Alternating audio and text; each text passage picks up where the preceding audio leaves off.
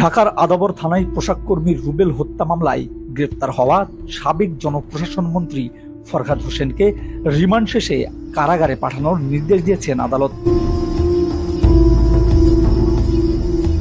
বৃহস্পতিবার রিমান্ড শেষে ঢাকার মুখ্য মহানগর হাকিম আদালতে তাকে হাজির করে রিমান্ড ফেরত প্রতিবেদন জমা দিয়ে কারাগারে পাঠানোর আবেদন করেন মামলার তদন্ত কর্মকর্তা আব্দুল মালেক।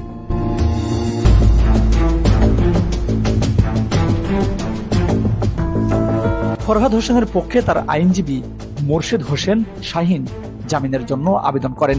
শাহিন বলেন, ফরহাদ হোসেনকে রাজনৈতিক উদ্দেশ্যে হয়রানি করা হচ্ছে। তার বিরুদ্ধে রুবেল হত্যাকাণ্ডের কোনো ধরনের প্রমাণ রাষ্ট্রপক্ষ উপস্থাপন করতে পারেনি। শুনানি শেষে জামিন আবেদন নাকচ করে তাকে কারাগারে পাঠানোর আদেশ দেন আদালত।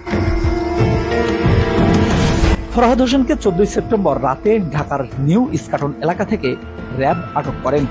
পরদিন 15 সেপ্টেম্বর আদাবর থানায় তাকে হস্তান্তর করা হয়। মামলার তদন্ত কর্মকর্তা ঢাকার মুখ্য মহানগর হাকিম আদালতে 7 দিনের রিমান্ড আবেদন করলে আদালত তাকে 5 দিনের রিমান্ডে পাঠান।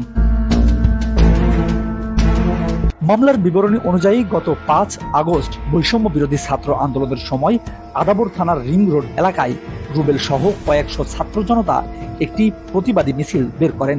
এ সময় পুলিশের পাশাপাশি আওয়ামী লীগ, ছাত্রলীগ, যুবলীগ, স্বেচ্ছাসেবক লীগ সহ অন্যান্য সহযোগী সংগঠনের নেতাকর্মীরা ওই মিছিলে গুলি চালায়।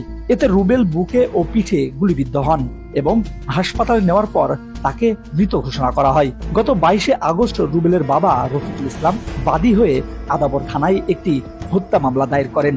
মামলায় প্রধান আসামি করা হয় সাবেক প্রধানমন্ত্রী শেখ হাসিনাকে। মামলায় অন্যান্য আসামিদের মধ্যে শেখ হাসিনার বোন শেখ রেহানা, আওয়ামী লীগের সাধারণ সম্পাদক ওবায়দুল কাদের, জাতীয় দলের ক্রিকেটার সাকিব আল হাসান, চিত্রনায়ক ফেরদৌস এবং ব্যারিস্টার সাইদুল হক সুমন অন্তর্ভুক্ত রয়েছেন।